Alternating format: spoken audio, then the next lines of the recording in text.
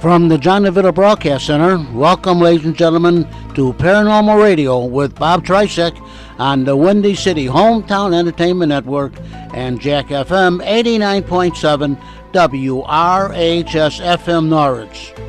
So sit back and enjoy Paranormal Radio. And now, here he is, not only the king of Paranormal Radio, but also the birthday boy. Happy birthday, Robert. Well, that was yesterday. Thank you, John. And here he is, Mr. Robert Trisek. Thank you, John. Yeah, that was actually yesterday. November 5th was my birthday. The big 6-0. Yeah. Yeah, thank you. It's always nice doing these shows. Well, here we are, November... Well, today we're doing it on the 6th. You will be hearing it on the 7th, and later if you listen on YouTube and on the Windy City Network. And Halloween season's over, so that means all the ghosts are gone, right? Nah, not really. They're still around. That's why we continue doing these shows year long. Always bringing people on and always new and interesting stuff to talk about. Old stuff, new stuff. Always find something new to talk about on this show. Tonight's guest is Mr. Pete Crapia. We'll be talking to Pete in just a second here. A couple things I just did want to announce here.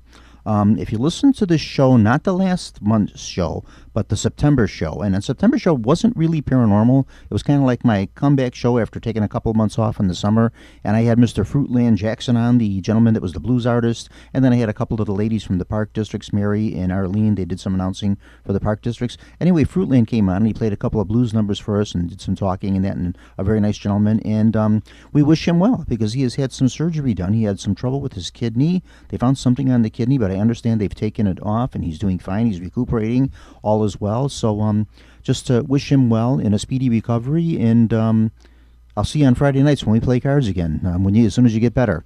So just keep a little prayer in there for Mr. Fruitland Jackson and wish him a speedy and fast recovery. And then also, too, thank you to Graveside Paranormal and Graveside Tours, Mr. Neil Gibbons, Mr. Steve Lineweber, and Tommy Lineweber. And if you remember, last month they were on as well as Pete was. They were our guests on the last month's show, and I had a good month with those guys there. Kind of palled around with them on their tours and some stuff, and a couple of their little investigations and things that they did there and that, and really kind of clicked there with them. And thanks, guys, for a great Halloween month there, and look forward to seeing you again in the future with different things going on with that. Okay, what else did I want to say? I think that's about it. Next month's show, we've already got that one planned out. We're going to have a few ladies on that are a couple of mediums, and some people that are going to come on December 4th. So that'll be our next show. And then for the month of December, every year for the December show, I like to tell the story of the Christmas tree ship. Because we are actually, where we are here at the station, at the Windy City Network here, we're not too far away from the Acacia Cemetery, where the grave is of Barbara and Herman Schuneman. We're not too far from that, and it's got like a little bit of a paranormal connection with that. So I just like to give the story of the Christmas tree ship, and then also, too, I play a Christmas recording of Enrico Caruso.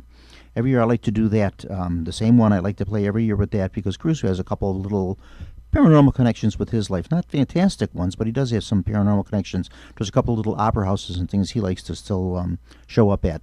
So we'll be doing that for the next month's show, so we know that. Tonight, we should have no problem filling the air with Pete here. Pete's got a fantastic lot of... I had Pete come back. Last month we had Pete on. We talked about some things, and Pete can just go on and tell you some fantastic stories. And I said, we have to do a show with Pete again. So the first time since I've been doing this show that I ever do that with anybody, before the show even ended, I says, okay, when do you want to come back on for next month? What's good for you? So we scheduled it before we even got off the air on last month's show, and set it up for today, for the 6th. So Pete, thanks for coming back on. Welcome back to Paranormal Radio. Oh, my pleasure. Thanks for having me. Is my mic on? I don't think his mic's working, John. Is it on? Hello? Oh, you can hear him fine? He says he can hear you fine. Okay, because so, my headphones are not really on. Yeah, mine aren't really either, so don't worry. I think we're wearing them for nothing. Really nothing's going through the headphones. I'll do the one ear thing. Yeah, mine I got nothing going on through my headsets, yeah. So. But that's all right. I can hear you it's fine. It's great to be back. So. Yeah, good. I'm glad you're here, yeah. Okay, you are the steward of Bachelor's Grove Cemetery. Well, I used to be, I guess you could say. So have you been de-stewardized? Or? No. I only got the master stewardship through the forest preserves for what needed to be done at Bachelor's Grove. Got it. So now that's done, and then you're through. Well, now that the county's able to go in there and do their own thing, not able, at least they're willing to do it. Okay. And excellent work, I might add. They don't really need me, I guess, and the volunteers can now take a break. So you were the steward of the cemetery before Cook County took it over? Is that how that worked? No. The cemetery itself is not owned by the Forest Preserve District, okay? It's owned by the Real Estate Management Office of Cook County. I guess I could try to make the story short. The cemetery itself, the property was transferred over to the real estate office because the forest preserves technically didn't own it when they looked at the deed after buying the property around it. Fast forward some more. They did make an agreement when they transferred the property over to the real estate management office that they would help maintain it, which they did for a little while. Then, as time goes on, You kind of forget about Yeah, the they do agreement. No one kinda- checks on it, and people have their different priorities in the Yeah. county. And so the public had to get involved, whether that was me or somebody else. okay. And so I just kind of stepped up when I had my website, and I just decided to see what would happen, see if people would come out, do some work, and that's when I got involved in politics. Yeah, right. And Politics and paranormal, what a mix. but to step things up in order to, because they weren't going to come out and haul away a lot of the stuff we were cutting, or maybe there was a fallen tree, things that need to be taken care of. We can cut up only so much, and you can only get rid of so much. And then there's a burning process. So there's brush pile burns. But in order to do any of that stuff, you got to team up with the Forest Preserve District. I see. And we were doing a lot of work on the outskirts, on the outside of the cemetery fence. So outside the fence, okay. Right. The stuff we would have on the inside, there was a mixture of permitted operations and a verbal agreement of, as long as you weren't using any tools, we don't care if you rake stuff up, that kind of stuff. Just no chainsaws inside the cemetery, that kind of thing. Why would that be? Well, actually, we were allowed to. We had permits for it. And the public themselves, because they came out. See, the problem with the cemetery is it's not forest preserve. So when we went to the real estate office, we had to get special use permits. And those special use permits require each volunteer to sign something, sign a waiver. Okay. In essence, also, we are responsible, or I'm responsible since I was leading that day. Technically, we had to close the cemetery. Okay. So we had some disgruntled visitors. I'm sorry, when they would show up. Okay. But they were a little disgruntled. They made some phone calls, and they didn't like that noise. But as time went on and we did things with the Forest Preserve District, Well, we they didn't like need the to noise, but close would the they rather have it cemetery, not so- cleaned up? I mean, you did a good job cleaning it up. I can remember going there in the past, and it was very overgrown and very, like Yeah. you said, trees falling and Yeah. the fence smashed in. And in the things and beginning, all we that. had to rent all our tools. Sure, So so- sometimes we would be able to clean the whole place up. Maybe we only get halfway done. It all depended on the amount of manpower available Because that day. who's ever doing it now, it is a nice job. Because that's the, last couple of weeks I was out there quite often, quite frequently. I was out there. Yeah, those and are it's, contractors now it's with very the clean. Forest Preserve District. Okay. And my headphones are kind of. Are you adjusting the volume on me? John is doing something here with the. He's running around from I'm from sure I headset could do to headset fine here. like this. Yeah. so- But it's kind of going up and down. Oh, geez. Yeah. Okay. I'm hearing I'm voices getting in my head here. Yeah. Those are voices coming from Yeah. from beyond, from the other realm. They're coming in.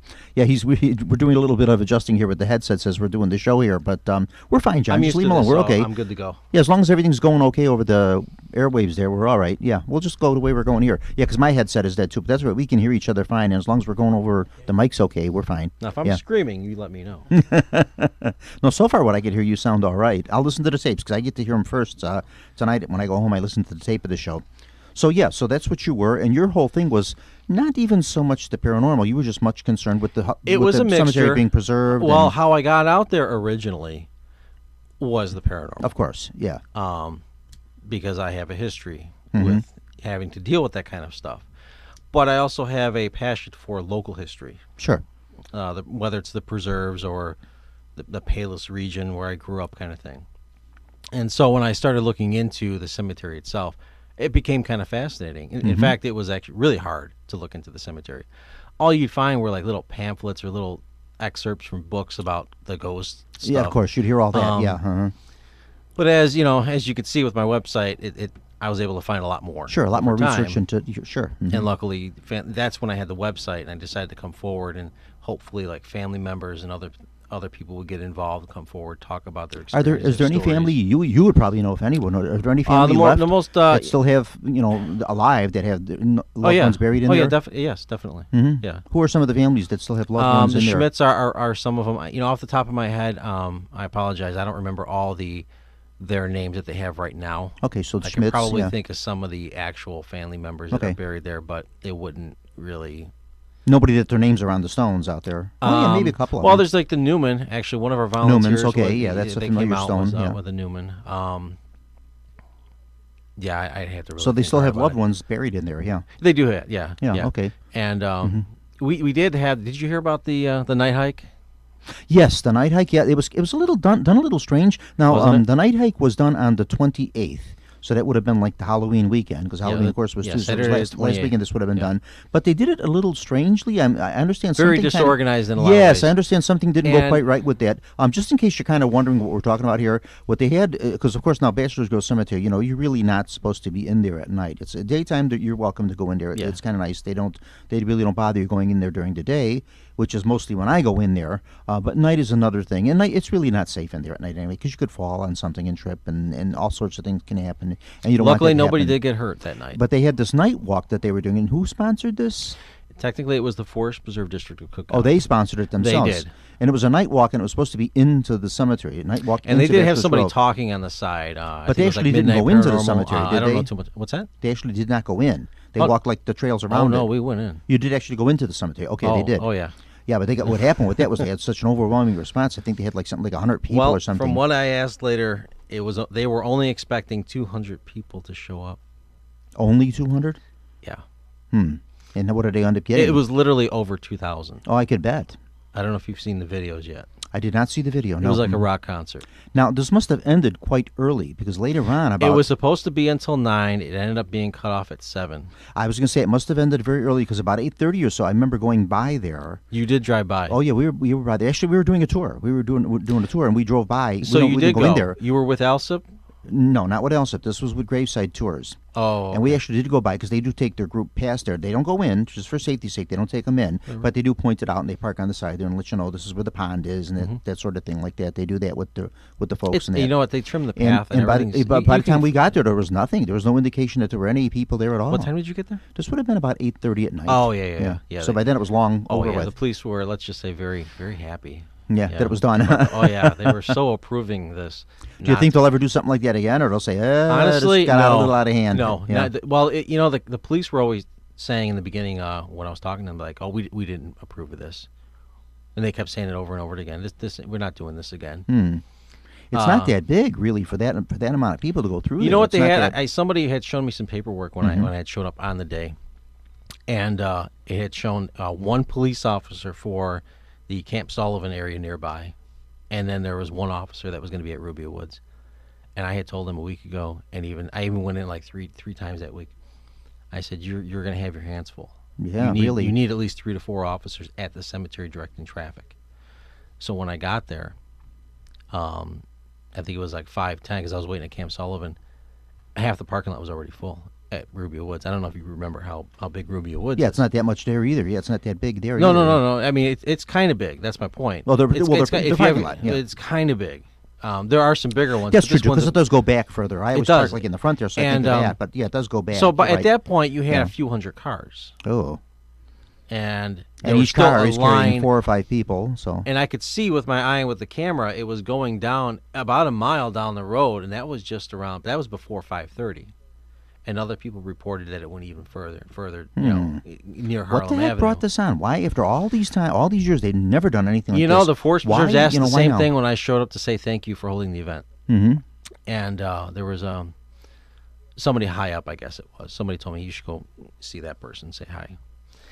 And they were just talking before I got a chance to talk to them. They're like, "What happened tonight? Was this on the radio? Why are there so many people?" Mm-hmm. I said, "Well, I apologize. I think it might be my fault." What did you do? Well, because I saw the sign, and now a month before this, I had called them and asked, "What's with the ghost hunt? What's with the night hike thing?" They weren't really advertising and it it as a took ghost about hunt, 5 but they said night hike. They were really no, promoting there was a ghost banner hunt. also outside Rubio Woods. It said ghost hunt. Oh, okay. Well, they put a banner out So there. But I mean, it anything I intrigued saw me. on the internet, Why would you anything put online, that I saw- outside Rubio Woods? Yeah. Sure enough, 5 minutes on the phone, they're like, "Oh, it's Bachelor's Grove Cemetery." I'm like, "Oh, that's great. It's cool." Who's running it? And they gave me some guy's name. I said, "Okay, now my intentions were, I was actually going to tell nobody. Okay. I was going to go in alone and just have fun, be there at night because I didn't want a lot of people, and I wanted to talk to whoever's. Well, wait a running minute. it. I'm lost here with your story. You I'm were gonna- going somewhere with this. Okay. I just wanted a calm, peaceful visit at night at Bachelor's Grove. I thought this would have been really cool. And a few days before it happened, I'm like, I really felt a sense of duty, I guess you could call it. I'm like, I got to tell people. So maybe if I do it a few days ahead of time, it won't be so bad. So I like to be nice. I like to say, hey, there's an event. I don't want to. It just feels weird not saying something. So I just made a little blurb on Facebook. Ah, wow. So that's where it came from. And then some news reporter from Patch.com caught it and wrote an article for the next day. Okay. I had a Google alert that showed me the Patch.com article, and in less than 24 hours, they had 4,000 shares. Like, holy bleep. Yeah. Oh, yeah.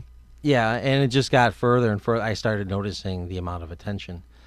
So that's why I'm like, okay, and maybe I should go tell the forest preserves too. But all in all, it was a pretty quiet thing. I was shocked. No trouble. Yes. No we didn't fist have fights. no trouble. No nothing. No fist fights. Yeah. Okay. I had a couple of my rivals there. That was great. Smiling, thumbs up. Yeah. But yeah, it was a really great time. I'm glad I actually said something, and I'm glad the Patch.com article went up. So now you said probably 2,000 people. That's At least your guesstimate. That's there may even been 3,000 or more. Now, I have to go back. I thought you had to sign up. No, that was the confusion. Ah. I kept asking them, who's running this? Who's really in charge? And I didn't get any answers till probably a half hour. The same before thing the happened with me, and the whole event. reason I was trying to get the answers to it. Now, the week before, was it the week before? I forget because I did so much of this over the month of October. I was running a small tour with the Elsa Park District. And the week before, I did it with Summit, and we had no trouble with Summit. Everything was fine except for the weather. We was at one real rainy Saturday, which we all remember. That was the day I ran that tour with Summit, and then I did one with the Elsa Park District, and I happened to notice that Archer Road was going to be closed from 8 to 12. Oh, great. And I says, okay, fine, Archer Road is closed 8 to 12, but that will be fine. We won't be there yet by then because we'll be doing some other things. That'll be fine. So I knew that. And then when this all came up with the Bachelor's Grove thing, I says, oh, you know what? We're doing that tour tonight with the Graveside tours. Well, you had to I show up find early. out. I said, I better find out if there's going to be crowds of people there, something that we might interfere with, or they would interfere with us, or something. There was a bit of a crowd there. Yeah, but then nothing. Like I said, by the time we got there 8:30, there was no indication of anybody. No, they wanted even being everybody there. out early. Yeah. Neighbors were complaining to some degree. Well, there aren't really a lot of neighbors around there, are No, but people were so annoyed at not being able to go in because it was advertised till 9. there? Sure, yeah. Now, there was a small update to the Patch.com article, but by then, nobody's... Oh, of course, yeah, right. So they're just showing up. They're thinking, we're going to be able to go there at 9. But it had to be just jam-packed. I mean, And a couple of parking thousand up and people. down the streets. Yeah. And from what I hear, and it's happened before, in people's driveways, you don't want... Folks, don't do that. It's just rude. And... For me, it was a really exciting night. For some, it was it was too crazy, I guess. But it was a very historic event. Honestly, I don't see it happening again. Definitely not on that level. Yeah. I'm sure they're going to Maybe they do it like so many people by ticket They're probably only. going to take that- registration. yeah, that kind of thing, right. They had a 'Cause little I shuttle called up in the service, morning to but find out about it, and same thing like you said, there was no information being given. No. There's all you have to do is sign up for it. That's it. They told you to sign up. That's it. They said you have to sign up for it. I said, where do you go to sign up for it? Oh, they never told me anything about that. That's all they said. They said you have to sign up for it. And I said, where do you sign up for Maybe it? they were trying to deter. And that's what I think, because they were not real clear about what they No. were even. Like I was trying to get that out. I said, where do you sign up for this? I says because and they were just not real clear about it. So I think they were just it maybe seemed like almost the forest preserves discouraging you. themselves were very happy with the turnout. Mhm. It's the police that was not too happy. Now, toward the end of the night, Because they don't want any they trouble. were It's all understandable, laughing sure. around the streets as they're throwing their, their flares on the road. They were having a good time too, to some degree. Okay. It wasn't that bad. So all in all, it was a nice experience. They just should have been told ahead of time that. Why? Hey, guess Why what? after all this time did they just decide to do this? I mean, it wasn't a fundraiser. I'll It wasn't find a out money-making later. thing. It was nothing. I'm not directly Yeah. involved in it. This Yeah. is so I only see my involvement now with the cemetery is what I consider from what it used to be minimal. Mm-hmm. I want to step back and take a break. Sure. Things are a lot more personal Mm-hmm. now. I also want to do like the YouTube thing where I can show people some stuff. Mm-hmm. And now I'm not involved in politics, so I can say what I want. I can be a little bit more open. Were you involved in Before. politics? Well, when I got involved with the cemetery, and I had to start dealing with politicians, Okay. bureaucrats. Oh, in that respect, okay, dealing with them that Oh, way. I've got yeah, okay. stories. Oh, Oh man, do I got stories. Well, Some are written. Politics is politics is Yes. politics. It is. We all know how And that stuff works. let's you not run get boring you run tonight into a with lot that of brick one, but walls and red actually tape it's with kinda just about fun, but- anything that you do. But I thought your connection to this more was, well, like you say, the beautification of it, cleaning it up. I do have that connection and that, as well. which it does look very nice. I have to admit, from what it looked like, even 10 years I always ago. dreamed it to look that way. Yeah. And a little bit more. Mhm. There's a Oh, little yeah. bit more I Mhm. want to see done. But Yeah. I'll take But what I can get. like you said initially, your connection to this was the paranormal. Well, Okay. initially, yeah. Yeah, all your time with the paranormal and that. I Now, grew and then up with also, some now, very too, you weird have stuff, You have and- some sort of you have Bachelor's Grove Radio. Is that still? Is Oh that no, defunct? that was something I'm only trying right now. It was for October. So that's already kind of defunct then. Right, and I don't really live close by anymore. I took a new job up north here in Illinois, and so I won't be able to go out there as frequent as I want. Okay, because I don't remember seeing you over the month. I was out there quite frequently. If the I thought I radio bumped into thing really Pete out catches here, on but- strong, Yeah. I may go from FM to an AM broadcast, Okay. and I can do that legally without a license. You can get about Okay. a mile or two. But the unless- infrastructure for that, I have to rent space or something to that effect. Now they do Yeah. have some cell phone towers, and I can ask the companies that are leasing that property. I can get lease time on the tower, but that's if people really care and really want to hear it. Yeah, but I was just going to say, unless people know you're doing it. Well, that would be a 24-hour a day thing. You I could get have it, your yeah. lives and then live broadcast. And you could have But your you'd have to pre-recorded advertise this stuff. somewhere in that you're that you're All doing the it. word would get out. I'm sure it would, It would yeah. become a Mhm. standard. Yeah, Yeah, that's yeah. why I wanted 104.1 FM to be kind of like a standard. Hey, we're going to the Grove. Hey, Okay. you know that station we're supposed to tune into. And yeah, I usually keep it to the weekends. Gotcha, okay. Usually when I'm there. Yeah. And there's more people during that time. Mhm. We even had I was I was watching the police tune in too. That was kind of funny. Good. Okay. It was, and then you could see one officer. It looked like Well, he was they trying listen to to radio, direction too. find it. He Oh. was like driving up and down the street, slowing down, seeing if he could hunt the signal. I'm thinking, I told everybody it's going to be right here in the parking lot. You don't need to be doing that. Yeah, right there. Yeah, yeah. I remember seeing your signs posted on like the garbage and on the trees and things. Yeah, I Bachelor's can't Grove crank Radio. up the Yeah. power, but Mhm. it's just fun enough to have at the parking lot. so. Okay, so now you're not really into the paranormal that much. Oh, yeah. Of the cemetery. Oh yeah, yeah. You are okay. I just been more. I'm open about it. Okay. I do talk about it. That's I why I try brought you to. on here. The reaction that I've been noticing from the general public has been very small.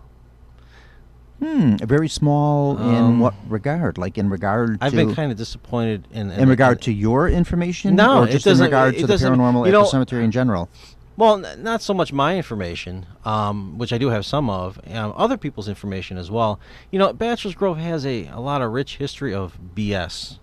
Oh yeah, there's And- with any of these stories, as I'm Right. sure you know, Yeah. you make a distinction between somewhere there's a story of something of a paranormal happening here, but somewhere it started. And the stories over the years Yeah. kind of get melded together. So and when somebody that's where you comes you start forward- taking them apart to see where the truth And you is have to with take it this. apart. You do have to take it apart. Yeah, I've And done that some with of them many are very of these easy things, to take yeah. apart. But when you start constantly hearing about, do you see the face in the trees in my photograph? Hey, do you hear this EVP voice? And you hear absolutely nothing. I know. Yeah, I know what you're That saying. kind of yeah. stuff. Mhm. And enough of this goes on and on and on and on and on, and people are just like, oh, Bachelor's Grove. Here we go again. Yeah. And then you got your other side of things where people are like, oh yeah, it's haunted. Oh, hands down, that place is haunted. And half of those don't really get into why they believe that, but they make those comments. And then you got your other portion where they're like, oh, we do have video, we do have audio, and some of them will come forward, some Sure. will show me their stuff. Some is published, some not, and it's the real deal. Mhm. It's an anomalous event. It's no BS kind of thing. Sure. But because there's so much of that BS involved, Yeah, it's hard to make a distinction between what is. overshadow. Yeah, I know. And so your skeptic thing, it really gets turned on hard. Like, I'm following you, Pete. I know Uh-huh. exactly what you're saying. I mean, I've Yeah. got a few stories that I don't even know if I can ever tell. They're so miraculous that they're so far fetched. Well, and it's how like about sharing one? Well, no, I can share some. I'm Sure. talking about the miraculous ones. I'm talking about things that just appear out of nowhere. Of course, that that's you what can- it's all that about. you can pick up, Yeah. Mm-hmm. and it happens in front of you. Okay, what's happened to you? And I can't mention that yet. I really want to. I can mention some other things. What I'm saying is like, it's important for people to believe. Okay, wait a minute. Let me back you up. What's that? If it's important for people to believe, and there's a lot of this that is, some is the real deal, and some of it is maybe not so real. And I want to stick to the real deal. Okay, and preferably. you've had some of these experiences. Yeah, I have. Why not share them? No, I can share some. I can definitely share some. The most extreme. That's what I I'm want to just hear. gonna Can do- you share something on the radio tonight? I mean, the phantom car stuff. Okay. Okay, that I usually tell these stories. So some people who've run into me, you may have heard these stories before. Of course, maybe yeah. on my YouTube stuff, you may, if you actually. Oh yeah, I know you're watch all it. over the place, right? Yeah. Mhm. The classic one with the phantom car stuff. Now, at that time, I knew very little about the place. I just knew of a ghost light, not the color. That's the best way to go into anything. it. It's best to go into it not knowing. Yes, it is. Yeah, and, I agree. Some people the ask best, me about yeah. stories. I'm like, you don't want to know these stories yet. I want to see what happens to you first. That's the best way to go about this. And it really is. Yeah. Even based on my experience, I can tell you it is the way I would like to do it. Because when I saw the car parked on the side of the road by the pond when you used to be able to park there. Right, I remember those days. days. It had two people outside with fishing poles. My original story, I just said it was a car. I didn't want to add the details in. Mm-hmm. But when I passed by and looked in my mirror, that car was gone. The people were gone. And then you're talking many, many years later. I hear about phantom cars. A couple years later, I heard about that after that happened. But I never got any real details. Now, many, many years later, I would get my hands on, let's say, a radio broadcast from the 70s. And I would be listening to it, things like Richard Crowe. Mm-hmm. And he would describe things, and it's like, wow, he saw his ghost car probably within 100 feet of where I saw my ghost car, near the bridge kind of area out there, right? So the stories kind of click. And then my second time that I saw a ghost car was at Ruby Woods, the parking entrance. It was pulling in. Mm-hmm. And he saw his second one parked right outside the entrance at night. See, now that's something that I tell. So what's going on here? See, that's something that I kind of point out to people too. A lot of people are thinking everything is in the cemetery, in that fenced area. No. There's I know. That's what I keep. Like the house has been seen in Bachelor's Grove Woods. See, that's a new one to me. See, the first time I heard that was from you when I ran into you. Yeah, because many people are making that mistake. Now that's something I have to admit. There are some photos going out there of the house, so they say. I've seen them, and to me, it's a little sketchy. I believe that there was a disappearing house. Oh, yes. I don't know if it continues. Yeah, I've seen no it's real evidence, Yeah. even if it's weak evidence. I have to be honest with you. Just what you said right there is the key word. I've seen no real evidence.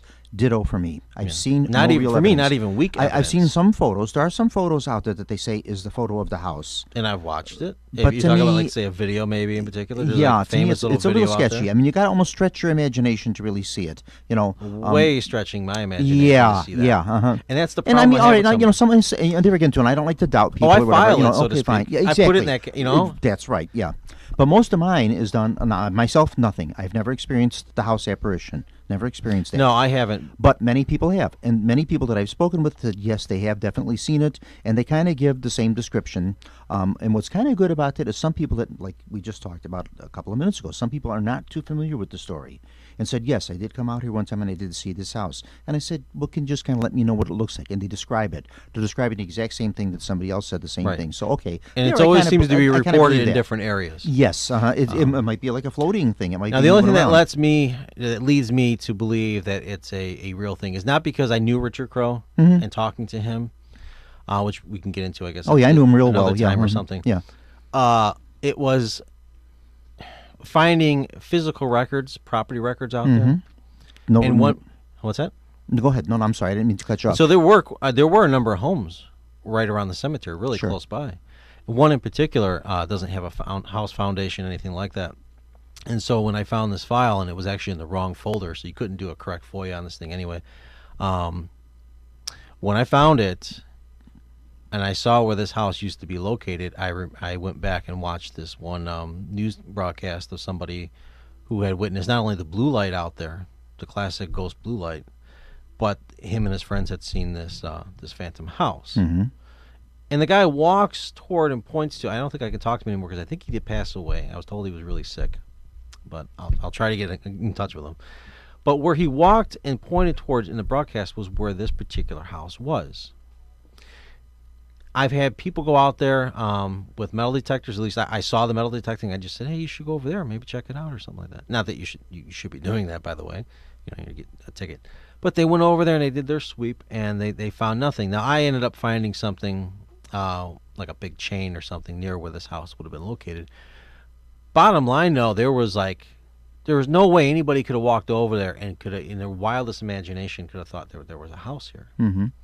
So they couldn't have faked it. Like, you got your house foundations in the back of the woods. And some people with the claim, wells there and all that kind of thing. I went back there and I saw those aren't ghost really house. that big. I don't think those were actually even homes. No, they were. But they're just big enough. Because they're very small. Yeah, they're very small. Yeah. But they're just big enough to still see. And we do have the property records for them. Yeah. And so it's like, okay, so the house did exist. You can guess that a house existed out there. You can see the wells nearby and everything. Privy, too. I'm not saying I seen a couple of plans and it was like houses, well, privy. Yeah, that type of thing. So yeah. They Right. were, but I said they were very small. They were almost like cabin Very, type very things. small. Yeah. But it's possible, they could have been seeing a phantom house or not. It's those little things Sure. where it's like, no, they couldn't have faked that. There's nobody really knew about this, and because I volunteered at the Forest Preserves and was able to dig through all these file cabinets, and by the way, anybody can do it. You just got to know about how to go about doing it. It's like you can tell that file was sitting there for a very long time. Of course. You know how it was originally filed away. Did you? I'm gonna have to stop you right there for just a second, Pete. We're gonna have to take our break and come back, folks. Listen to more of this chit chat here on Bachelor's Grove Cemetery with Pete Fabia right after the break.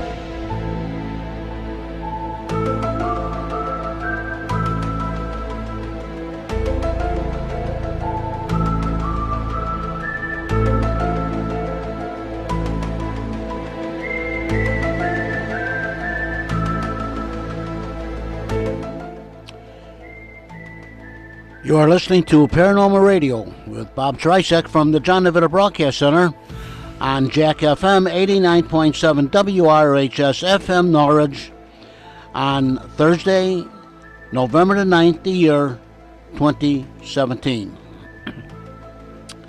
And this is 89.7 WRHS FM Norwich and Jack Frost 88.1 WXMS Harwood Heights, Illinois. And now, back to Paranormal Radio with Mr. Bob Tricek. Okay, thank you, John. Yeah, we are back on. I listened to that Jack Frost for just a second there, and I forgot. For Halloween, they do Jack-o'-lantern, and then for the Christmas season, they go to Jack Frost. So, yeah, they kind of change it. That's our affiliate there, WRHS 89.7 Jack FM.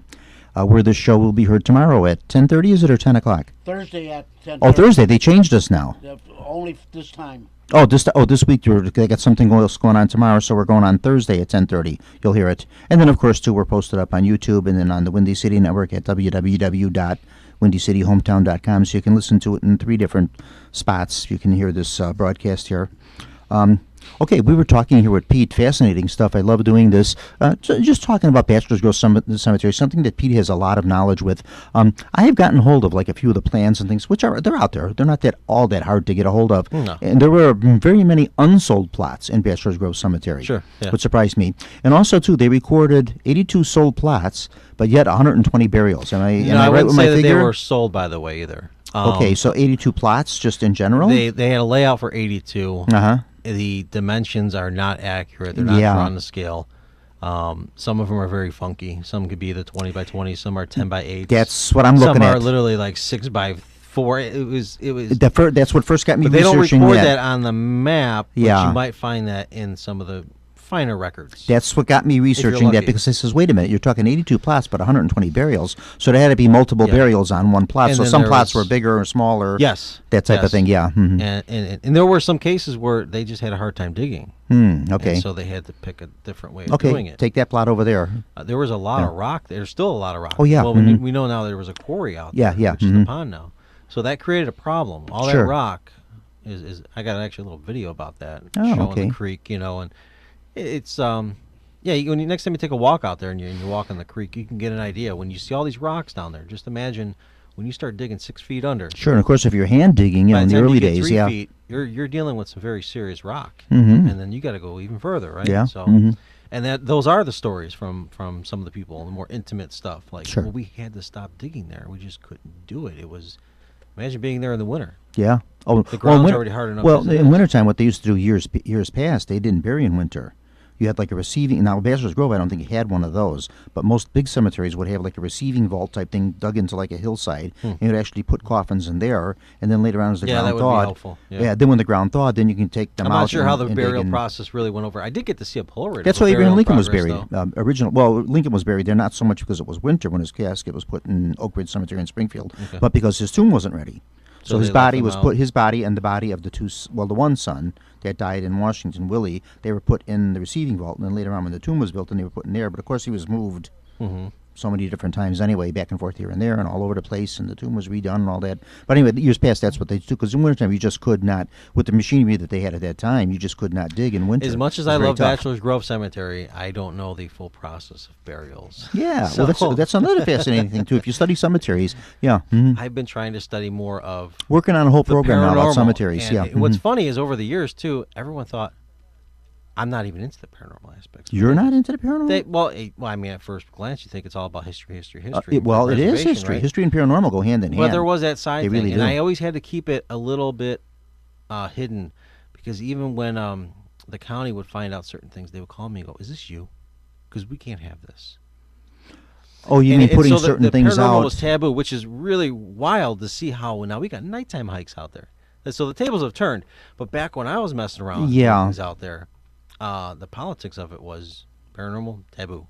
Things change. Things change. They do change. For many years, Catholic Church also do nothing with the paranormal, nothing with this at all.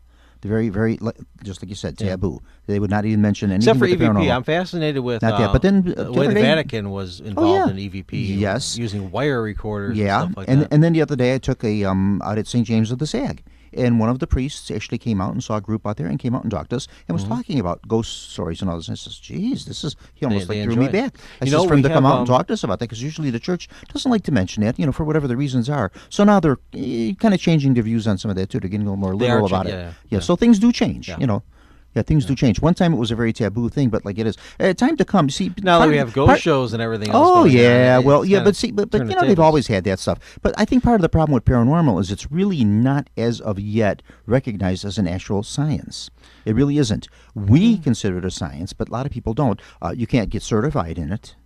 And those who think they can get certified in it. Yes, I know. There's people out there that say this, but who certifies them? I think they certify themselves. Some guy out there who wants to print it off their laser. Exactly, they print up a little certificate. You're certified. Here you go. Yeah, right there you are. Yeah, but no, it's really not. It's sort of like I like to say, like chiropractors were maybe 30 or 40 years ago. Wasn't really recognized as medicine. Now it is. So it's the same type of thing. I know chiropractors. Yeah. So time to come. A good thing or two about my back and how to work it and fix it. But like I said, well, that's from you trying to dig all those holes out at Bachelor's Grove Cemetery. That's why you hurt your back. But but anywho, that's why I kind of feel that way. I think time to come, it's going to be recognized as a legitimate science, which I feel it is.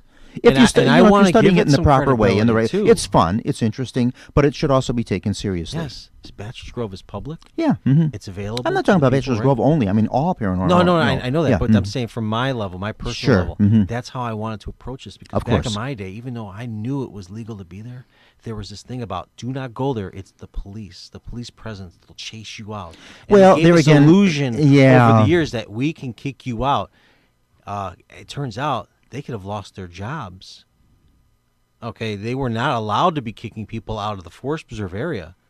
Okay, so that's a whole side topic. There again, see, that's how these urban legends come, and all this. And then the story's floating around that if you get caught, you pay a $75 fine and all this. Oh, nonsense. If you go there at night, maybe, of course. At night, because what? But like I said, really at night. But even I got hassled in the beginning. I'd be out there during the day. Sure. And then eventually they got to know who I was, and then they got a little skittish, which was kind of nice, because it's about time that they get a little nervous of somebody else, instead of us being nervous of them.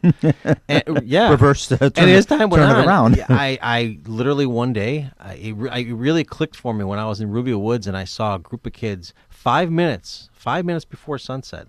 They parked their car and they're running across the street. And so they had a Ouija board in their hand. Oh, geez, the Ouija board. And there's what's your view on Ouijas? Oh, finish your story and then I got to ask you about And the cop Ouijas. just goes, "Hey, we close at 5 minutes, but have fun."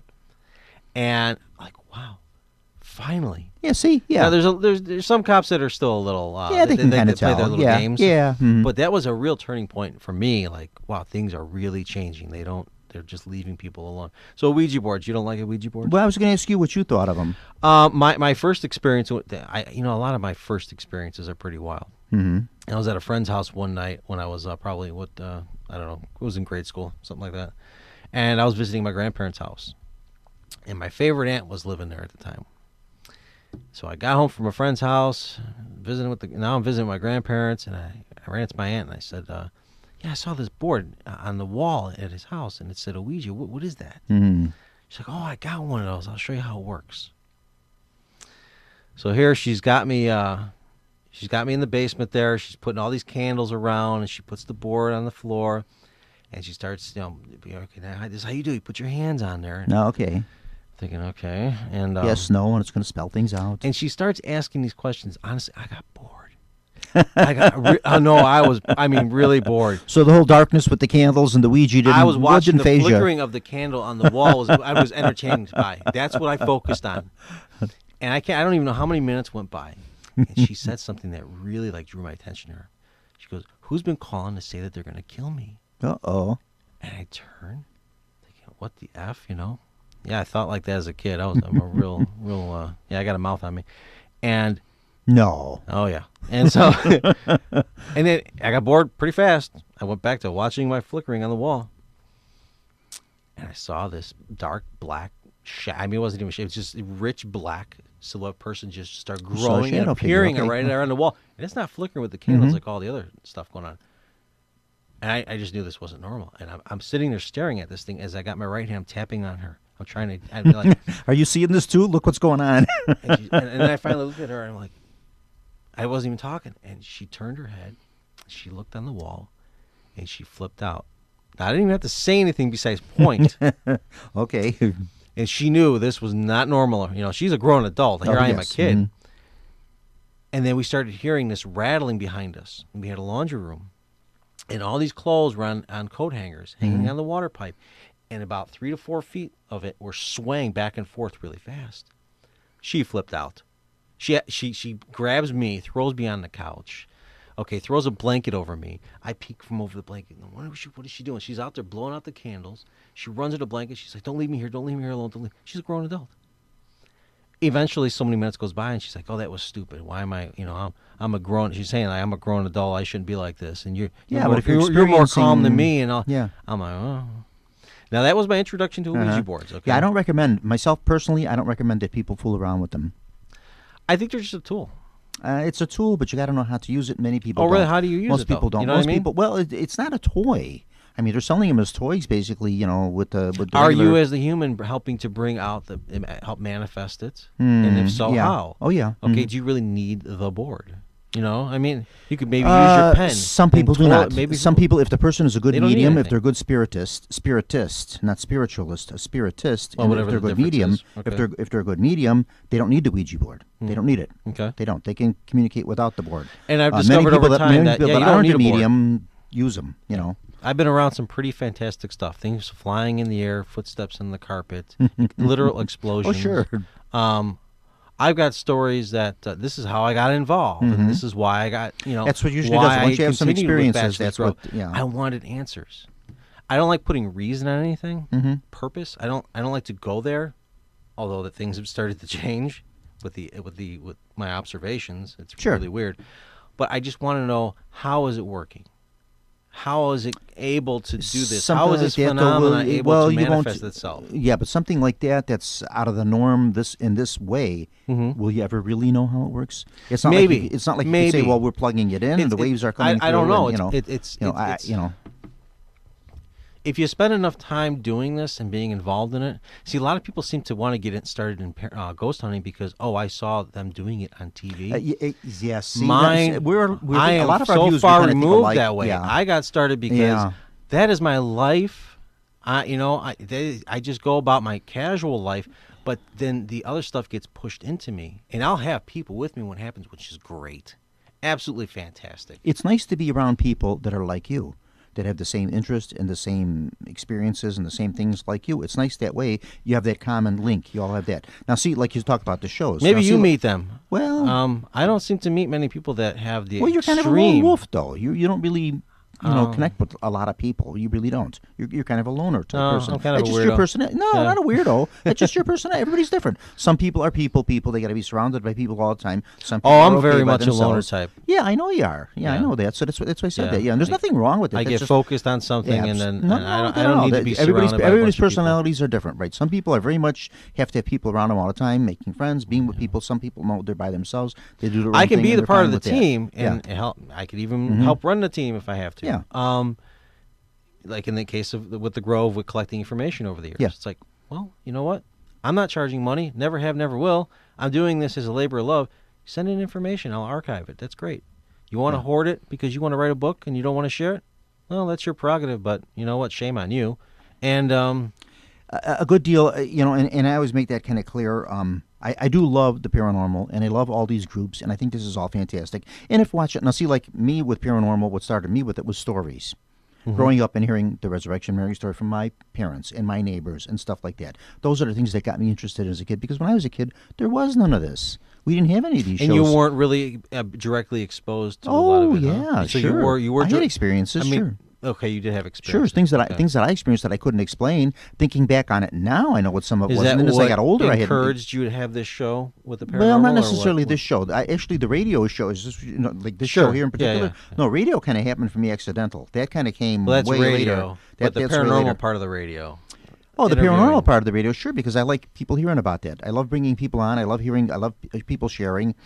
Some people will sit down with me, and I get like somebody that I think is like a great guest, and they'll just tell me the most fantastic stories and all this stuff and the other. And I says, you know what? I'd love to get you to come and do a radio show. Oh, I don't have anything to talk about. What do you mean? You just told me got some of done the telling most you something. You just told me some of the most fantastic Maybe they don't want to stories. come forward and talk. To Some people are a everybody little about it. more shy with it, and I respect that. There was one very, it took very me good... a lot of nerve to even. I got some material out there that people can read. It's hard to find, but it's available on my site. Where it's like, it's what's been happening. Well, you'll write it down for me so I can look for it later on. Well, if you go to the personal story section of bachelorsgrove.com, okay, you'll see my name, Pete Grapia. Yeah, I see there's, you all over the place. There's a blogger link for it. You have to go there to find it, to read it. Yeah. Brace yourself, because you're either going to believe it or think I'm just completely lying. I always give everybody the benefit of the doubt. I've talked to, as far as the Resurrection Mary story goes, just for an example, and I don't want to get into that because we're talking about Bachelor's Grove. I've talked to about 32 people. They claim to have had some sort of an encounter with Resurrection Mary. Myself, no. Never anything even remotely I had close. only an experience with the hoaxer ones. Yeah, that's about it. Some guy dressed in a we've all seen that kind of stuff. Yeah. Or somebody that pops up here or there that's dressed like a Resurrection Mary. But a lot of times it's a part. guy. It's not even a girl. Yeah, but this one was a guy. Yeah, but any to hoot, nothing even remotely close that I experienced myself. But yet I've talked to 32 people from age 13 on up to 87 that claimed they had some encounter with it. Some of them didn't sound quite right to me or whatever like that. They may have experienced something. It may have not have been that, but I think maybe they experienced something. Something like that. But nonetheless, I give everybody the benefit of the doubt. It's kind of like who am I to say someone did or did not? And that's true, right? I'm not. Right. Exactly. We had one visitor. I take them all seriously. I listen to them all. I write them down. Yeah. Which is what I do too. And there's going to be moments where you're like, "Are you kidding me? Really?" I know some of the stories are a little far fetched. Yeah. And I still catalog it. I still take my notes. However this comes about. Yeah. And I'll so-called file it away and categorize it. So, yeah. Where was I in my head here? I'm trying to think. I was going to mention something. I just lost track here. You were cataloging. You were filing. You write these things down. I don't know. It was before that. Okay. I don't know what you were thinking, and that I'm not telepathic. I can't. You can be telepathic. We can all be telepathic. Yeah. I have had my fair share of telepathic stuff. That sure. goes on a daily basis, and it makes for an interesting life. It really does. It makes me question the nature of reality. And then, did I ever find answers at the Grove? As time went on, my experiences between my regular life and the Grove, I started wondering if we're even in a so-called real reality. That's how fantastic what's been going on. Well, what is real, blah, blah, blah. But it's like... So you get to the point where, are you looking for answers, or are you just looking to prove that the paranormal does exist? I am not... No, I'm not looking to prove anything about the paranormal. Because I know it exists. Right, I know it does. Yeah. They and there's people that don't seem to at least be aware that they've been. I think everybody's been. But see, some touched by people it to some degree, exactly. whether they acknowledge it or aware of it is another. That's matter. another thing. I always say that. I says if you admit it or not. A lot of times when I do a talk or a presentation or something, I say who's in experience with the paranormal, and some people raise their hands, and some you get maybe 10 people out of maybe 70 did too. But I says what, everybody has. Yeah. In some form or another, maybe you just don't recognize it, or maybe you just blow it off as something coincidental. But everybody's had something. But whatever the case may be, they'll go out and they'll seek it for the so-called first time. Some people do. Some people actively seek this. Some people just shrug it off as it's something happened. Okay, fine, let it go. That's there's people that will show up to a location and not have any experience, and then they'll walk away saying, "That's it, definitively. There's nothing going on here. It doesn't exist. No. It's just that. What are you folks doing? You're losing your minds." And no, you gotta take a little time out here. Yeah, exactly. Yeah. Mm-hmm. What did you expect? That's where research comes in. Really? That's where you research it. That's where you research. Maybe they believe that's the where hype. the more science It's all of in it the comes books. into. It's all in the newspapers. Oh my God! This Yeah, but you know what? There's a lot of, place. as you well know, I'm sure, there's a lot of stuff out there. I mean, if you're getting your information off the computer, if you're looking at the internet, there's a lot of information out there that's not the correct information. No. A lot of dates are wrong. A lot of times Sure. are wrong. A lot of things. Right. So if you're taking it off of that, Yeah. you know, in a sense, maybe some of that stuff isn't all that important. I'm a detail nut. When it comes to these things, I like think to get it's as much important. details as I can. I mean, But I do. I'll think it's forget a important. date here and there or a time like Of course, anybody I've else. done that too. Yeah, But it's important to have it if you can get it. I agree. Yeah. Mm-hmm. Yeah, it makes it a little more credible. Like backtracking how the story started at the Grove. That's exactly years and times and dates. Yeah. And, you know, like I said, Dalecast is there- America has been a rich resource with that. Oh, and yeah. Richard Mhm. Crowe is a rich, no pun intended, rich resource with that. And everyone else who's contributed, obviously, is very helpful. Over the years, But I mean, there have these been many, two people in particular have been very helpful. And to be able to find a timeline of when these so-called famous stories started, yeah, it's been quite the ride. When I actually would, because I'll just collect the information, and Sure. then I'll come back later and I'll sit down. Okay, how did this story start? What do I have? Everything originates somewhere. At some Somewhere. point, everything originates somewhere. Someone saw something And the first sometimes you time. can really yeah. get the backstory, really get the nitty gritty, and you The can stuff that I pinpoint the like exact too are day the something stories. started. The things I like too are the stories that sometimes contradict themselves. For instance, Yes. the house. Some people are seeing the house over here. Some people are seeing it over there. Is that a there more- contradiction, there or is more that the than way one it's house? playing itself out? Exactly. Is there more than one house, or is that house just floating around, or whatever? You know, whatever. I it mean, may you be. have a white Yeah. mist that you could see around there. Is it Sure. always the same kind of white mist? Mm-hmm. Is it always in the same area? No. Yeah, I mean, exactly. it doesn't have to be. I mean, so with the ghost house, maybe everyone's describing this ghost house in the same way.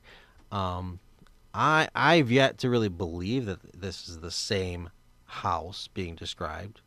That's just based on what I've collected over the years. I think I'm there's- not so I- sure it's the same Just like I do with house. Resurrection Mary, I think there's more than one.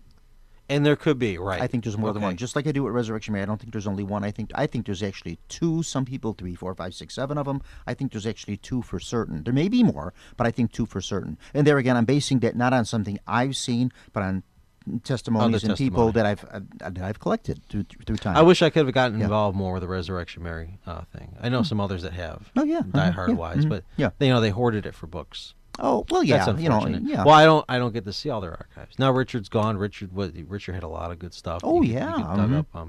He Yeah. was a big believer in it. So. Mhm. Yeah, there was something going on with Resurrection Mary. And then some authors have spun it into some ridiculous aspects of it these days just for fame. One of these days, I'm going to write a But, humorous book about paranormal. Oh, that's how my experiences are. No, as I go on, I have one that's like comedy. Oh, here's a good one for you. This is I don't know how much time we got. We got 10 minutes? Go ahead, take your time. Okay. So this is back when I was still questioning, is there life after death? I'm convinced now, yes, there is a life Okay. after death, okay. But at the time it was, is there? Mm-hmm. And I'm going to jump around the beginning. I want to finish the story. The main, let you go. The main Go humorous ahead. part of it. But back in the day, I knew my brother was going to die. I gave him a hug, and 3 days later he dies, okay. So we had this conversation before he died about we were looking at some material in a toolbox of his. And Let me just stop you for just one Yeah, go second. for it. Was it a expected death? He was ill, or was no, it it was a just car wreck. unexpected? No, it was a car accident. Okay, okay. And I actually told him some of the details of his death too before. okay. It's one of these Ah, great, okay. All right. interesting things. So, me and my brother, we weren't really close, but we had our little moments where we were close. Okay. So one day I'm just, I had my video camera, and he's like, "Let me show you what's in my toolbox." He's 5 years younger than me. We were pretty young at the time when this happened. And so anyway, he shows me the sticker that said, "When I die, bury me upside down so the world can kiss my ASS." And he goes, "You know what I'm going to do when I die? I'm going to go around pinching people in the ASS." And he's laughing. I thought, that's pretty funny. But then I got to think about it, and I'm like, you know what, man? I think it might be possible to actually do it. I go, tell you what. If you die before me, you have my permission. But you only get one shot at it and make it good. So now that he's dead, right? A couple months after he's gone, I'm at this one job of mine. It was a late night shift, and there's like 4 guys there, or 5. I was the 5th. And so they all went out to have their cigarette break. And this was so rare. I always usually go out to have my cigarette with them. But I stayed back to work on this machine to set it up for the next job. And so now they're all outside, and I have this really weird feeling somebody's behind me. I'm thinking, oh, it's one of them. And so I turn around, and there's nobody. Okay. And then I get that feeling again, except now it's like right on top of me. I'm like, okay, I'm gonna get him. I'm gonna get him. They're right here. And I turn around really fast again. There's nobody. I'm thinking, I'm feeling really stupid right now. Okay. And you Saturday, within seconds, I turned around really quickly from something. Nothing. Yeah. So within seconds of, I had that feeling again, except I feel 2 fingers on my butt. Okay, on the right cheek. Now I'm not thinking anything about my brother or anything, except there was a fleeting moment where his image popped in my head. Okay. I have to tell it how it is. There was that image, and I have this pinch on my right cheek, and it hurt so bad. I slammed my hip into the machine, so now I'm grabbing my groin, hip area. I'm grabbing the back of my right cheek, and I'm in pain. I mean, it hurt. Actually, later it left a bruise and a welt on there behind. Well, anyway, I'm dazzled. Okay, I'm like, what is going on here? And these guys come in from their cigarette break, and they see this look on my face. Like, what's wrong? And I explained it to them, and they're thinking, well, what's wrong with this guy, right? And we got this really hardcore skeptic. When you don't understand this, it's hard to, Oh, they started. Yeah. Well, they had some questions later because as I got involved with the skeptic, I go, no, there's like people, like, and they walk under lights go out and stuff. I go, like that light right there. Now, it was one of these big lights in the factory. It had like a dome. It has a transformer on top, a little single bulb. As I'm bringing my arm down, the transformer explodes. There's sparks coming out the edge of the box, and there's a billow of smoke, and the light's out. They all look at me. Because I just pointed at it, right? And they all look at me like, what the? And one guy, skeptic, goes, oh, well, it's a new building. Whatever his theory they always was, try right? to rationalize it, right? Which we all do. And so I needed my cigarette at that point. I go, okay, that's not weird enough for you? I go, I know I just had my experience, but now you guys just all witnessed what just happened? I just so happened to point at the light and it does that? It was a pretty spectacular thing that happened. And so I go out to have my cigarette. Well, they followed behind me to have another cigarette right away. They were pretty shaken up about it, apparently. So we're out there, and I'm still talking to the skeptic. And I go, no, seriously, man. Like, that light right there, I could do it again, And the light that I'm pointing at on the walkway, it was these little square pedestal lights. The light goes out, and you see all the smoke fill in the glass bulb. These guys only had half their cigarettes done. They put them on the ground, stomped them out, went back in the building, wouldn't talk to you for a couple hours. Now, I didn't think about it till later about, was that my brother? Because I had thought about that story later. You only get one shot at pinching me in the rear. But make it good. And let me, I'm not saying that gave it to you good. Me gotcha. Putting my arm up caused the bulb to explode. I'm saying there was something weird about that, and there was something going on. There was an intelligence presence. And it turned out later, as I talked to the family, they were experiencing weird electrical phenomena like that, to that extreme in their homes. And they kept associating it with either my dead brother and his cousin. Sure. That's another topic. Of course, right. So I'm not saying that I was having telekinesis and was causing the bulb to. I'm thinking that there was something there that was, it very well may have been him. So, but it's like humorous. Mm-hmm. You're pinching me in the rear. You got people freaking out, and they're not talking to me. A lot of times these experiences are funny. They are, yes. They're a little joking. Something. It can be startling, and also can be funny too when you think about them. Yeah. Like you're telling me, okay, I'm pointing at the lights and they're going out. That's spectacular. Pete, I want to see real spectacular. I want you to go out to Lake Michigan and try to part the waters. That's spectacular. I can't part the water. I have so-called summon lights. Okay. Okay, and that is a freaky thing. Maple Lake has a ghost light. You familiar with Maple Lake? Yeah, we know all about that. Now, I only heard the side story of it. Mm-hmm. When I was a kid, 100 years ago, we used to go out to Maple Lake quite frequently. Family. We'd just barbecue out there and spend the day at Maple Lake because it was nice to do. It is nice. And I remember one time there was a drowning there. One evening. Yeah, there was. I remember that, and I remember they had divers. I drove by at one of the body, and I remember we saw that. I didn't actually see them take the body out, but I can very vividly remember that when I was a kid, that someone drowned in that lake, and they had the police out there and everything. They didn't clear it out. I mean, we were all there standing around and everything. Yeah. But he says, I do not remember the body coming up, but I do remember that happening. Yeah, very vividly. So it's happened. Of course, they've drained that lake. But I don't know if I associate ghost lights with dead people. Well, it could be. It could be something different. My observation is it a ghost light? Is it something else? I'm thinking at this point over these years that, and people are always going to disagree with this probably. Mm-hmm. I don't think it's dead people. I think it has a technological aspect in nature.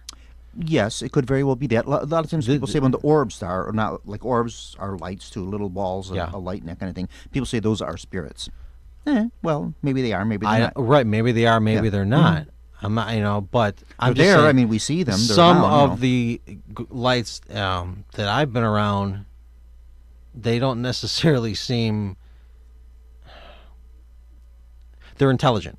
Okay. I'll give it that. They have intelligence, but they don't seem to be afterlife-ish.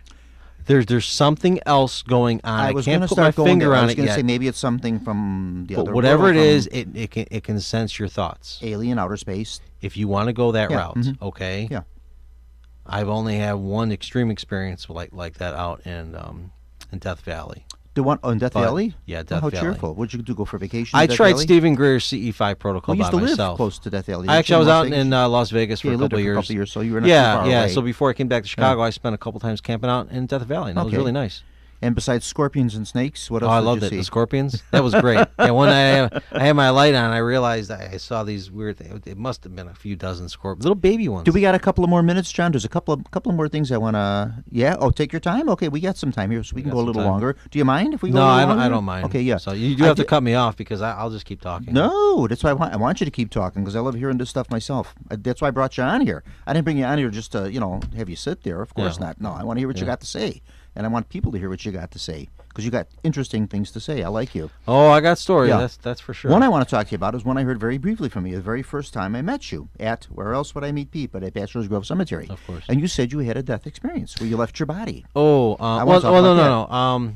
Well, no, I have left my body. You left your body, Wait, and the body wait. goes like 3 blocks away from you. Things like there's those moments. Yeah, That's what I want to talk about. I'm interested in that one. yeah. The death part is we'll get to that one.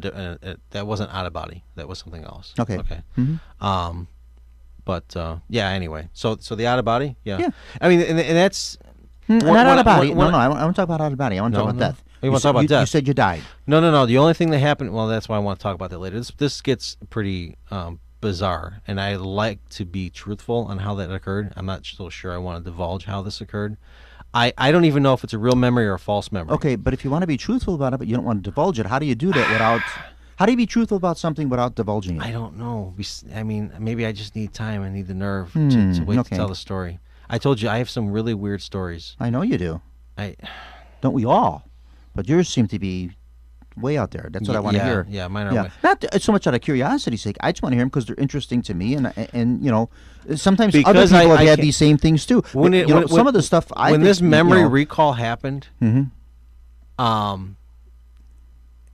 I knew it was the death process. I knew there was this death process going on that I was going through.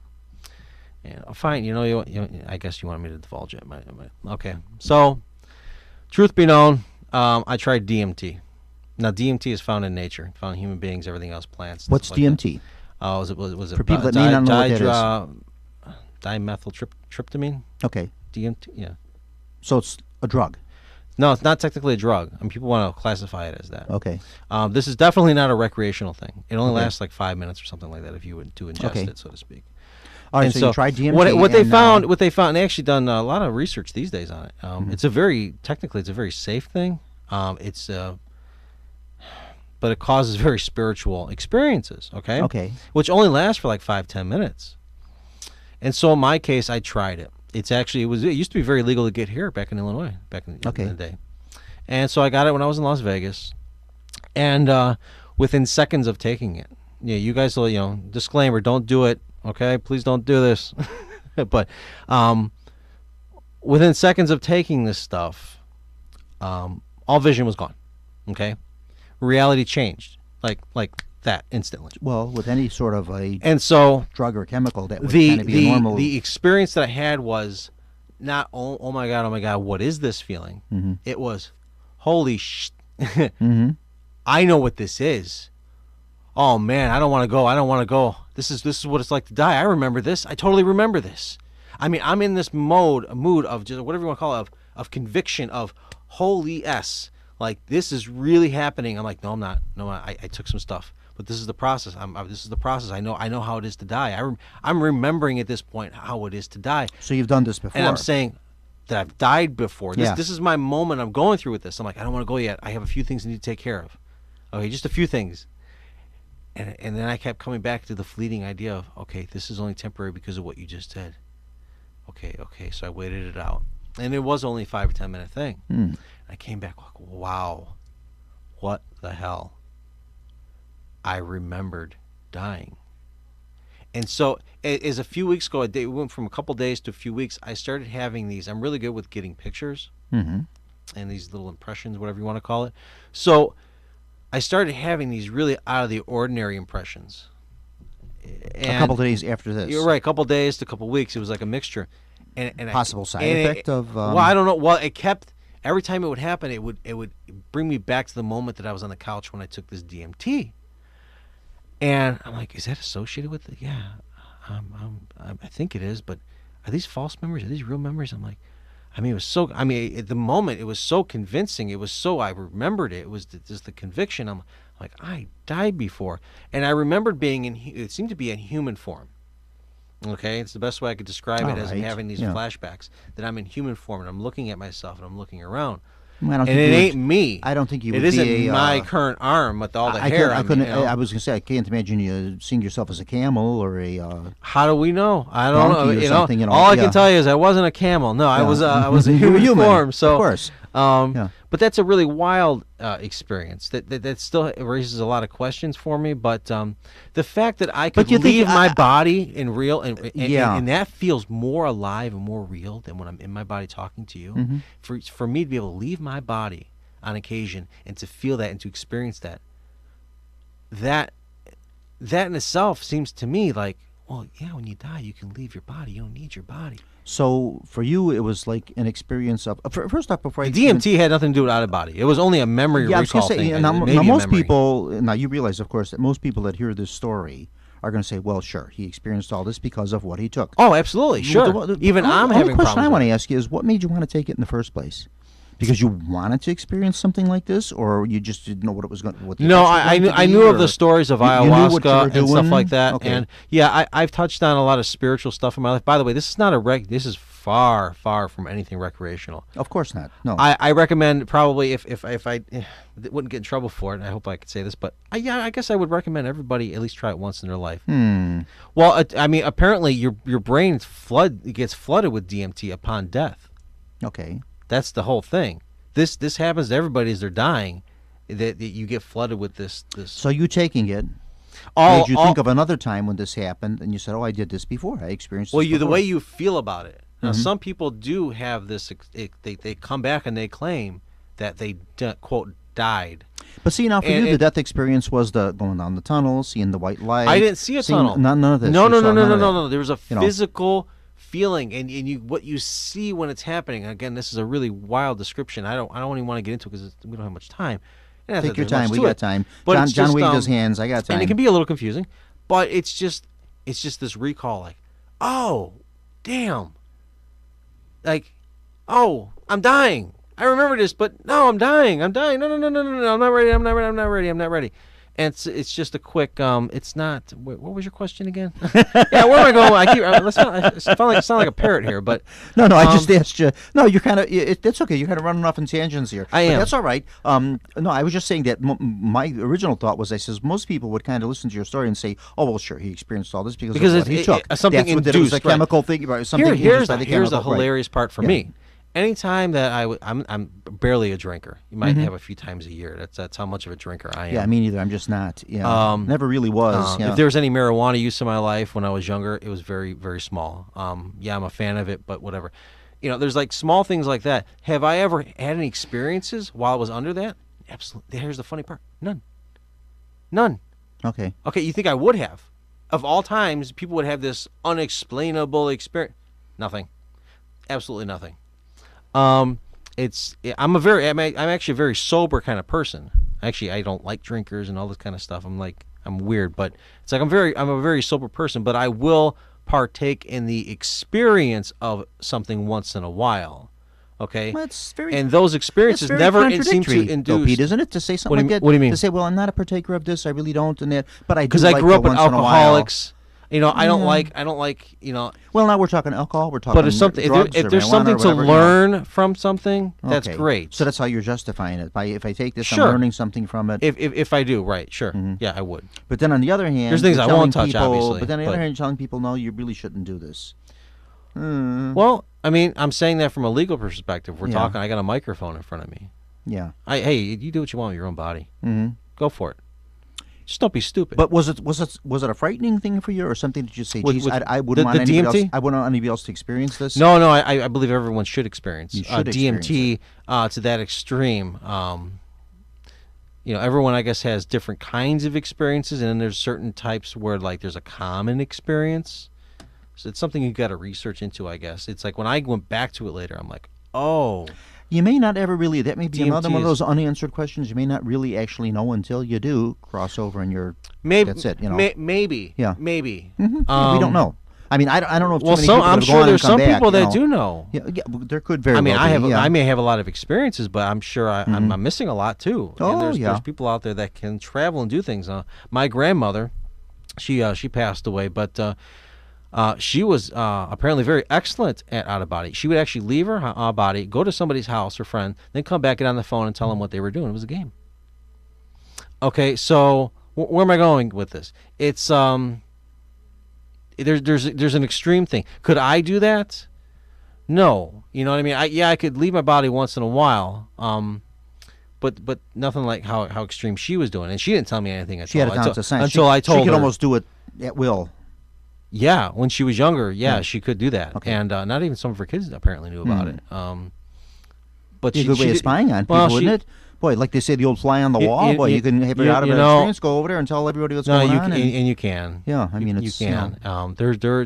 I know ways to be very invasive. now, how do you know all that? You were even at the wedding. Oh, I had an out of body experience. Well, you can do out of body, or you can do it in different ways. You try to be respectful with it. Sure, of course. Yeah, You know, it's you not, don't- yeah, I made a little joke on it, but it's not. It's really But not. you can. Oh, yeah. Mhm. These things can be done.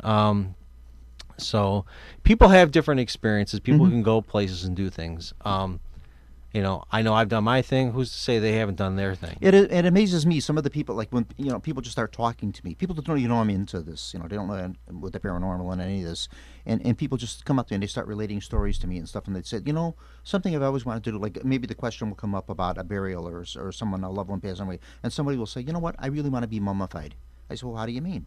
He said, yes, I want to be mummified, like the ancient Egyptian. I want to go through. I said, well, you can do it. I said, they do that in California. They have a whole, you can go through the whole Really? process Okay. if that's what you want to do. And people just relate these things to me just without even knowing that I'm, into this kind of stuff like that. And it's just neat to hear these stories from people. Sometimes you would never think this would come out of them, and you hear these things, so it's cool. Well, Yeah. maybe they just get that feeling from you. Mhm, yeah, could be. Maybe there's an intuition. They're just really open to talk Oh, yeah. about it. Yeah, yeah. Mhm. Yeah. Yeah, because I get that one a lot. People just like to tell me these things, and it's cool. I love hearing them, so it's nice to have the ear, Yeah. It makes for a good radio Yeah, host. yeah, it does. It really does. Yeah, yeah. Well, thank you, Pete. Yeah, you're welcome. Do you want to cover anything else here in closing before we go? No, You I say a don't. I don't closing want to talk statement for the here? next 4 hours. No. You're talked out, huh? No, I'm not really talked out. I just don't want to fill up your. Oh, we would. Well, your- we'll get you your back studio's again. back up here. We'll have you back. You can come and tell some more stuff here. Fascinating. Thank you so much for coming back. You're on. welcome. Yeah. You're the first guest I've ever done that with. Really. In all Really? the time I've been doing radio, which has been now about 8 years, it's the first time I ever had that happen where I had somebody on the show and I said, I want you back. I mean, I want them all back. I shouldn't say it that way. No. I've never had anybody come on this show that I said I wouldn't like that person back on again, and I invite everybody to come back. But I says, no, I got to schedule something with this guy right away. So that's why, like last week before the show, even last I got month, a lot should more say. for you. So Oh, I'm sure you do. Yeah. I don't want to end it on a DMT experience. No, but, no. Well, you kind of did there, but no, we got off of that. Yeah. So because yeah. that's Yeah. whatever. But any to I think we should just say, really, you don't want to, you don't know, you just don't know who's going to be listening to these shows, and it's not something you really want to recommend. People No. experiment with drugs. They're and not. stuff I mean, they're to, just. to experience this. I mean, I don't want to Yeah. find out that someone listened to Paranormal Radio. They Yeah. went and did this. Next thing we find them dead on their couch or something. Well, no, they can't die from it. No, they can't die They were from going to it. have a death experience, and they really did have a death No, they can't have experience. it. No, They had a permanent Nobody death dies from experience. it like that. Yeah. No, Mhm. no. Yeah. So you don't want that to happen to people. So, Don't do it. Mhm. Based on my recommendation, absolutely not. So Ouija boards, don't fool around with Ouijas, or you're okay fooling around with Ouijas? I really don't care. I've seen some indifferent one way or I've the seen some people use them at the Grove, and I thought it was a circus. So I get more offended by it than I am like, ooh, don't do it because the evil spirits are going to come get you. I think more people are doing it more for fun than scientifically. And I think not knowing what they're doing, they're actually damaging themselves a little bit by fooling around with them. That's why I don't know how yet, but okay. Yeah, I just don't like people fooling around with I think they're those, just a tool. Somebody like you that's maybe a little more in tune with this kind of stuff like that, you could fool around with Ouija and you could know how to control it. Some people can't, and I just don't recommend that people fool around with those things like that. There are people that are a little more trained in that area that maybe should be fooling around with those things. That's what we have mediums for. If you want to contact someone from beyond or whatever, find yourself a nice medium or a good medium. These voice boxes that are out there too. How do you feel about the voice boxes? I have to be honest. I'll give you the story next time. I was going to say, I have to be honest, I'm not 100%. I was working on one before they even came out with them. Put it that way. And that's a fantastic story. Yeah. Uh-huh. And I stopped in the middle of when I was making it. Yeah. And I'm like, this is freaking ridiculous. I really have to admit it, yeah. Mm-hmm. And, no. I mean, there are some very small good things about it. One thing I will say is people are serious about them. They want instant gratification, number one. That's the problem I see with it. Just grab yourself a basic audio recorder. Go back to the old way of doing things. There's a reason why it was working. Pete, I can't believe that we would be so different and yet think so much alike, think so many of the same things. Yep, I've said the same thing to us. What were people doing before we had these things? I'm not telling them to use wire recorders. You know what a wire recorder is, right? Yeah. Okay, no wax drum records here. Yeah. I'm saying just a digital audio. If you want to do digital, that's fine. Just a basic audio recorder. Yeah. The people that make these things and create them and build these and everything are very serious about them. Some of them are. The responses you're getting, yes, I believe they're getting some responses out of these or whatever, but I really don't think they're 100%. I really don't. You would be amazed at what you yourself can do to one of these devices. Oh, yeah. I'm not talking about dead people. I'm talking about good old you, just the average Joe out there, okay, what their basic thought, what their basic intention, especially as a group, how they can physically affect one of those devices. Yeah. Okay? There are a lot of problems. There are. If you're looking to speak with those from the beyond, that is not what you want to be touching right now. Yeah, okay? I agree. There are different techniques that you should be focusing on. You're wasting your time and your money on these fancy little boxes. Okay? I'm kind of agreeing with you here. Hold off for a moment. I know you want instant gratification, but just hold off, okay? If you really want to get one, just hold off, okay? Start small. Everyone wants to get that great voice on there. They want to get those great names. They want to get that, just like the photos. They want that fantastic videotape of everything and all that and the other. And sometimes this happens, and sometimes it don't. And there again, I think sometimes. These shows, like, and there again, I don't want to come down on them. I like to play both sides of the story. Go for it. Go down on it. Because I don't like to go on them. But there's a reason why I've declined. A lot of people watch these shows, and they watch us, and they think, oh, this is great. I'm going to go out there in an hour. I'm going to have all this video footage. Yeah, right. It doesn't happen. Okay. Sometimes it's years. You may never. If you're more inclined to have weird stuff happen around you, maybe it's going to happen your first time out somewhere. Okay? But then, to say something on their defense, if watching a show like this or something like that inspires you to start getting into this field and getting that's a good and bad thing. That's exactly there it is. So it's a good thing, bad. I wish they would have had their bad thing. Yeah, yeah. It's good because they're just getting involved. Yeah, but it's bad because they don't really have personal experience with some of it to the point to where they have more heart. You're putting all your experience in the technology rather than in the personal experience. Actually having. Something really intimate when you go and do it. See, like I said, for me, it's a little something with me. Like, I want to be scared. Well, no. This was, like I said, we didn't have any of this when I started getting involved in all this. Any of the equipment you're talking about? No, the equipment or even the shows or any of this stuff.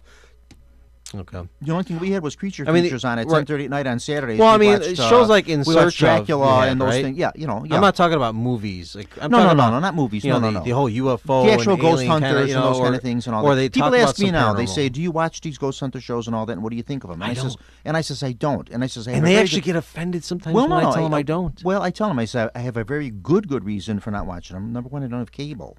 And all of them are on cable. They're all mostly cable shows, and they don't have cable. But I says, I don't watch them. I says, I do glimpse them from time to time. And I have to, they're entertaining and whatever. And like I say, if it inspires someone to maybe get involved in this and say, yeah, this is something I would like to do. But you know what? It's almost like archaeology. You're not going to go out into the desert and stick a shovel in and come up with a complete dinosaur skeleton or a whole Pharaoh's tomb. This may never happen. It may not, and it's a lot of work, and it's well, very there was involved. that T-Rex that's now in Chicago. Okay. Yeah, but that was a At the long Field process. Museum, Yeah. They did just Sue. kinda, yeah, Sue. Yeah, Okay. OCS Sue. Yeah. All right. And also King Tut. Yesterday, was it yesterday? No, not yesterday. Saturday was the yes, Saturday was the 95th anniversary of the 1902 discovery of King Tutankhamun's tomb.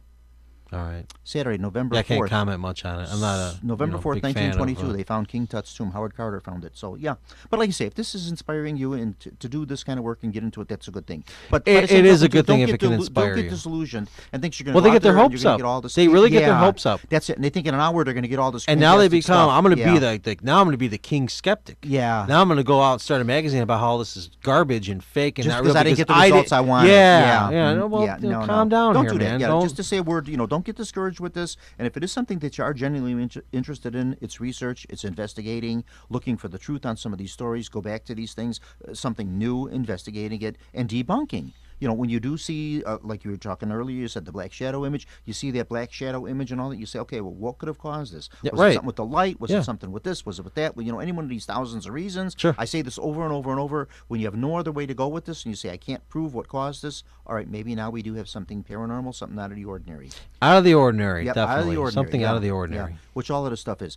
Once again, Pete, thank you so much. We ran a little longer with this because we had to. You're welcome. I just couldn't I'll be cut you back. off. You had some good stories to tell there. Thanks a lot, Pete, for coming back on. It was very interesting talking to you. I love having you on here. And, yeah, the invitation's open. Come back anytime you would like. Yeah, thank you so much. Sure. All right, we are going to end. Folks, please don't forget to listen to all the other Windy City shows here. Meet the Chicago Historians, the Donna of Sports, Paranormal Radio, that is us, Chicago Junction, the Armchair Experts, and Wealth and Wisdom. This broadcast will be aired on Thursday at Jack FM 89.7 WRHS out here in Norwich. Also, too, probably by that time, John Shikanda, our producer, will have these posted up on YouTube, Paranormal Radio, Bob Trazik, that's Bob, Trzeciak, and you can get the shows, or go up on the Windy City Network, www.windycityhometown, all one word, windycityhometown.com, and you can listen to them, and you can listen to this broadcast. I will listen to it tonight when I go home, because I tape them, and I take the tape broadcasts home and listen to them at home tonight, so I'm the first one that actually gets to hear them, so, yeah. Thank you so much. Tune in next month. I've got a few great people coming on next month, and then, like I said, too, every December I'd like to do the Christmas tree story. We know we're going to do the John, December 4th for the next show. That's a Monday night. We're okay with that one? Good. This is twice, last month and this month. I had the show set up before I even left the studio. Yeah, I've already talked to the girls about that, and they want to come on. And they had actually some folks I met a couple of weeks ago, and then they called me. They said, well, yeah, we would love to come on and do your show. So, yeah, always looking for people with these experiences and folks that have different opinions and things like that. And, boy, we sure get a lot of that out of Pete, and I like that. And I like your very candid and honest approach to things, Pete. Thank you so much. I prefer to be honest. Yeah, yes. for being honest with it and just pouring out your soul and, whatever. And even if it bites me. Pete's last name is Crapia. Now, you could, when you see it spelled, you could do a lot Yeah, it of looks things like with it's spelled that. Crappia, but it's Crapia. Yeah, so he's not full of Crapia. His name is... Definitely not and full of no way Crappia. is he full of Crapia. No, Pete's a good guy. Yeah. Thank you so much, Pete. Thank you. Yeah, okay. Bye-bye, folks. Have a wonderful evening, and we'll see you all next month on December 4th. Will be the next show.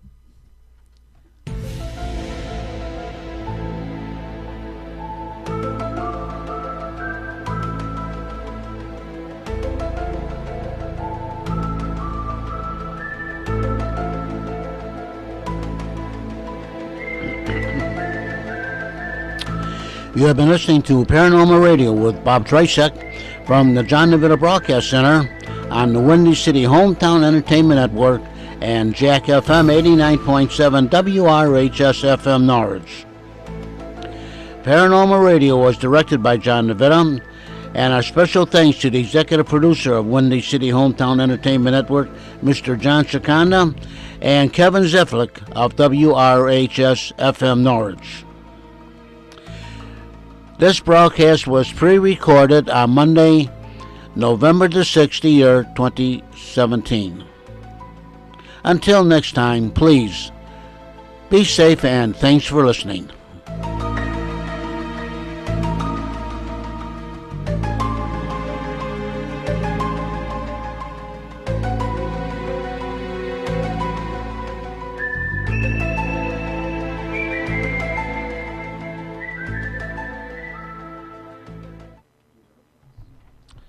And this is 89.7 WRHS FM Norwich and Jack Frost 88.1 WXMS FM Harwood Heights. Thanks for listening and have a great day.